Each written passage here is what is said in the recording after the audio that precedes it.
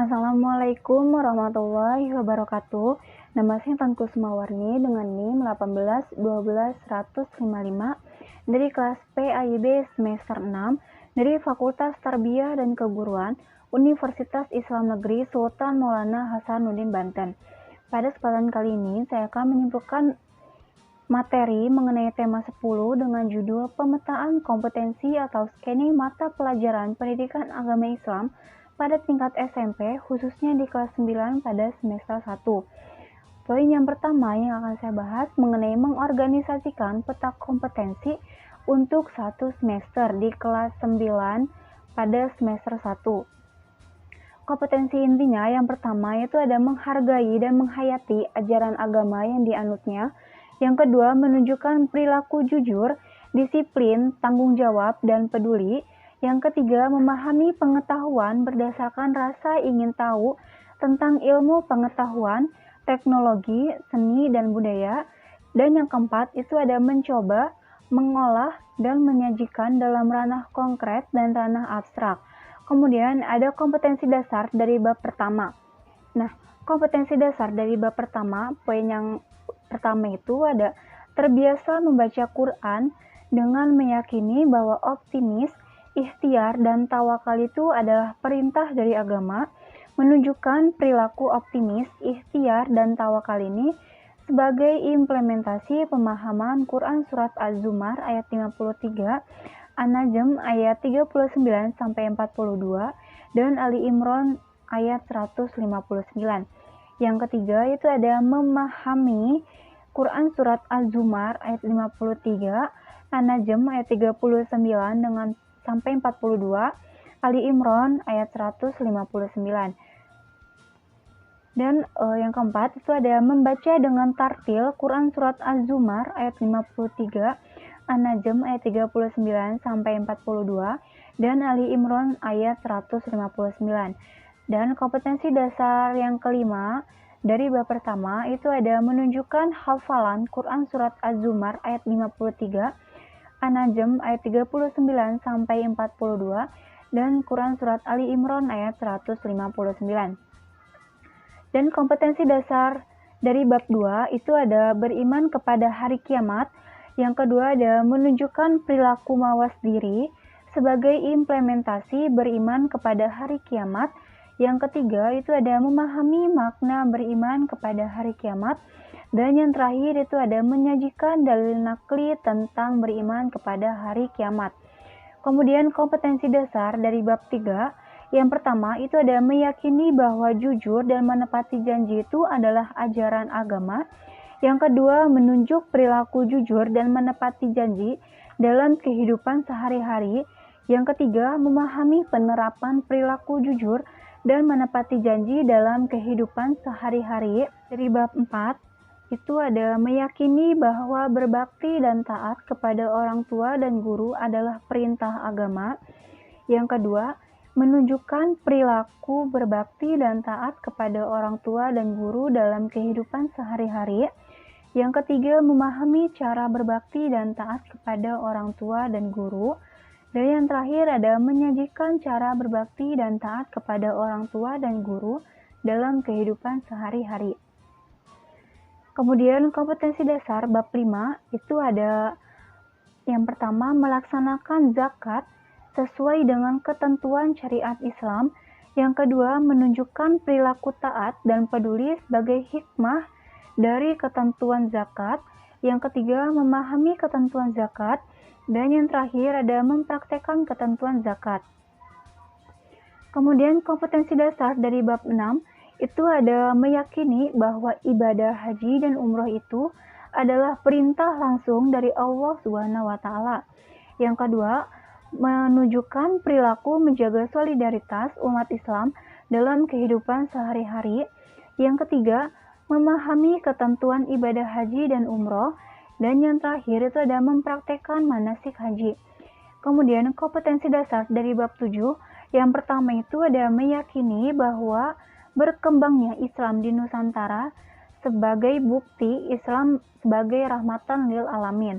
Yang kedua, menunjukkan perilaku cinta tanah air sebagai implementasi mempelajari sejarah perkembangan Islam di Nusantara. Yang ketiga, memahami sejarah perkembangan Islam di Nusantara. Dan yang terakhir itu ada menyajikan rangkaian sejarah perkembangan Islam di Nusantara. Kemudian, poin yang kedua yang akan saya bahas yaitu mengenai menghasilkan konteks atau tema yang relevan. Nah, ada beberapa bab yang dihasilkan dari konteks atau tema yang relevan. Yang pertama itu bab pertama, mengenai meraih kesuksesan dengan optimis, ikhtiar, dan tawakal.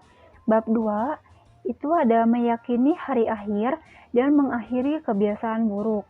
Bab 3 ada perilaku jujur dan menepati janji. Bab 4 ada menuai keberkahan dengan rasa hormat, taat kepada orang tua dan guru. Bab yang kelima itu ada zakat fitrah dan zakat mal. Bab yang keenam itu ada dahsyatnya persatuan dalam ibadah haji dan umroh. Dan bab yang terakhir atau bab yang ketujuh itu ada sejarah perkembangan Islam di Nusantara. Kemudian poin yang ketiga yang akan saya bahas mengenai mengembangkan perencanaan dalam beberapa konteks atau tema yang relevan. Pada bab pertama mengenai meraih kesuksesan dengan optimis, ikhtiar, dan tawakal, memiliki alokasi waktu sekitar 8 kali 40 menit atau sekitar 4 pertemuan, dari setiap pertemuan 2 kali 40 menit yang termasuk kegiatan pendahuluan 10 menit, kegiatan inti 60 menit, dan kegiatan penutup 10 menit. Metode yang digunakannya menggunakan metode ceramah dan metode diskusi. Kemudian media dan sumber belajarnya itu menggunakan media audiovisual dan sumber belajar dari buku paket siswa. Kemudian dari bab 2 mengenai meyakini hari akhir dan mengakhiri kebiasaan buruk, memiliki alokasi waktu sekitar 8 kali 40 menit atau sekitar 4 pertemuan, dari setiap pertemuan 2 kali 40 menit yang terdiri dari kegiatan pendahuluan 10 menit, kegiatan inti 60 menit, dan kegiatan penutup sama 10 menit. Metode yang digunakan menggunakan metode ceramah dan metode diskusi. Kemudian media dan sumber belajarnya itu menggunakan media audiovisual dan sumber belajarnya menggunakan buku paket siswa. Kemudian bab 3 mengenai perilaku jujur dan menepati janji. Memiliki alokasi waktu sekitar 8 kali 40 menit atau sekitar 4 pertemuan, dari setiap pertemuan 2 kali 40 menit yang terdiri dari kegiatan pendahuluan selama 10 menit, kegiatan inti selama 60 menit, dan kegiatan penutup selama 10 menit. Metode yang digunakan yaitu metode ceramah dan metode diskusi. Media dan sumber belajar yang digunakan itu menggunakan media visual dan buku paket siswa. Kemudian pada bab 4 mengenai menuai keberkahan dengan rasa hormat, taat kepada orang tua dan guru, memiliki alokasi waktu sekitar 8 kali 40 menit atau sekitar 4 pertemuan, dari setiap pertemuan 2 kali 40 menit yang terdiri dari kegiatan pendahuluan berkisar 10 menit, kegiatan inti selama 60 menit, dan kegiatan penutup selama 10 menit.